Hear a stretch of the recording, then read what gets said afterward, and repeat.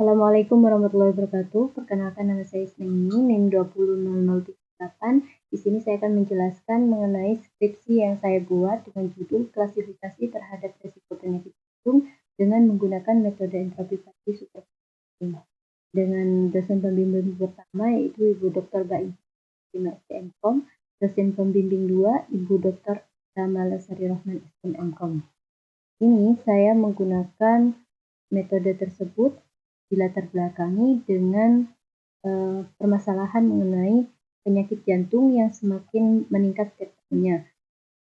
Saya menggunakan metode entropi fasi superfaktor mesin yaitu karena entropi fasi ini dapat memetakan antara kelas positif dan negatif dengan baik dikarenakan ada pembobot setiap sampelnya. Bobot tersebut akan lebih memperhatikan superfaktor masuk ke dalam kelas positif atau masuk ke dalam negatif. Di sini saya telah membuat codingan mengenai model yang saya buat, di mana untuk langkah-langkah model IFSCM ini yang pertama adalah mengimportkan dengan menggunakan library Pandas.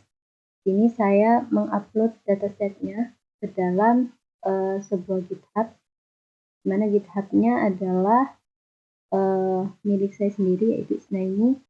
Kemudian setelah dijalankan maka akan keluar dataset ini ada sekitar 4238 baris dan 16 kolom.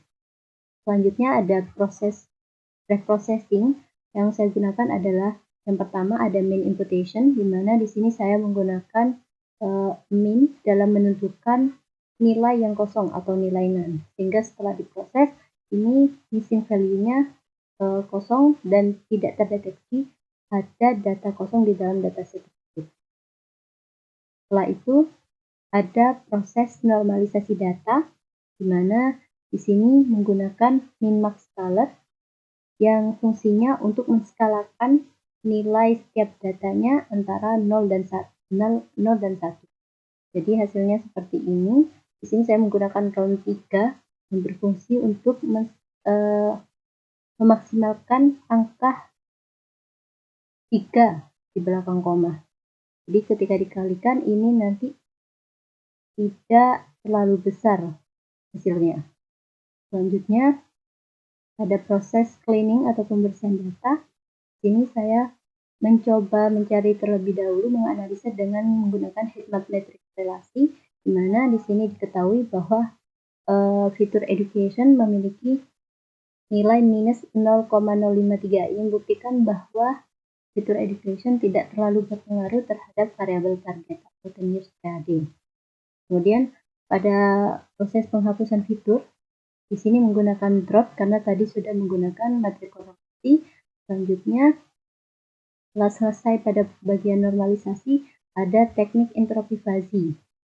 Yang pertama kita membagi datasetnya dulu menjadi X dan Y. Selanjutnya, setelah dibagi X dan Y-nya, ada proses pencarian keoptimal. Di sini saya menggunakan keoptimal KNN dengan evaluasinya menggunakan siluet. Sehingga dihasilkan keoptimalnya adalah sama dengan 15. Selanjutnya ada menghitung matriks jarak atau Euclidean distance, sehingga dihasilkan seperti ini dengan menggunakan K yang sudah dicari tadi. Selanjutnya ada proses setelah mendapatkan K terdekatnya tadi, di sini diambil ada sekitar 15 titik data yang terdeteksi menjadi K terdekat. Selanjutnya ada proses pendefinisian positif atau negatif. Selanjutnya ada proses penghitungan entropi. Ini ada beberapa rumus yang digunakan. Seperti contohnya pada saat kita menghitung peluang negatif atau positif, untuk menghitung peluang positifnya yaitu dengan cara jumlah positif dibagi K. Begitu sebaliknya dengan cara penghitungan peluang negatif. Untuk menghitung entropinya, di sini rumusnya adalah minus peluang positif dikali logaritma natural dikali peluang positifnya ditambah peluang negatif dikali lagi logaritma natural dari peluang negatif. Sehingga hasilnya seperti ini. Contohnya pada titik ke 4237, ini peluang positifnya ada 0,11133, kemudian peluang negatifnya ada 0,8667, sehingga ketika digunakan rumus yang tadi, maka hasil entropinya adalah 0,3927. Selanjutnya, menentukan entropi maksimal dan minimal. Di sini ditemukan entropi minimalnya 0, entropi maksimalnya 0,69. Selanjutnya, ada proses menentukan threshold atau ambang batas. Ini ditemukan bahwa subset ke-10 ini ada ambang batas terendah 0,621, sedangkan ambang batas tertinggi adalah 0,69. Jadi ketika ada data semisal 0,55279 ini masuk ke subset ke-7 antara 0,48 sampai 0,55. Selanjutnya, mengelompokkan sampel training dari kelas negatif ke dalam setiap subset tersebut. Contohnya pada indeks ke 3780 ini entropinya 0,6730, maka dikelompokkan ke dalam subset 10. Selanjutnya ini ada menentukan fuzzy membership. Jadi ada 10 subset, di mana setiap subsetnya itu memiliki fuzzy membership. Ini yang merupakan fungsi keanggotaan dari fuzzy membership tersebut.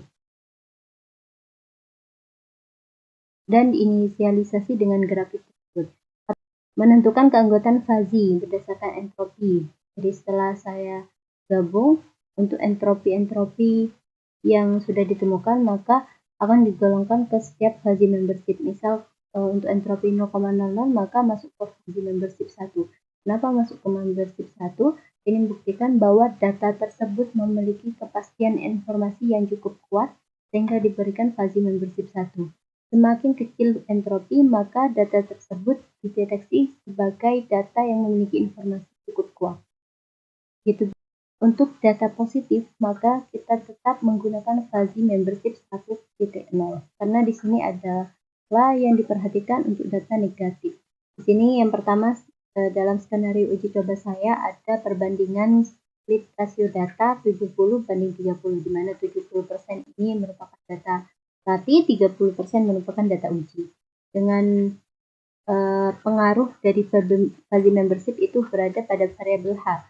Variabel H ini merupakan variabel untuk pencarian hyperplane.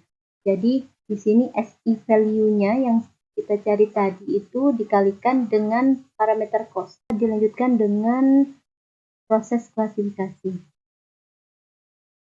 Berikut hasilnya.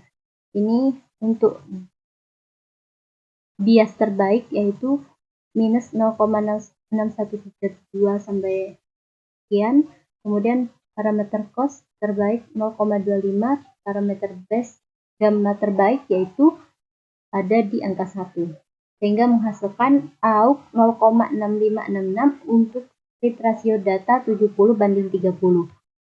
Namun akurasinya cukup tinggi yaitu 0,891.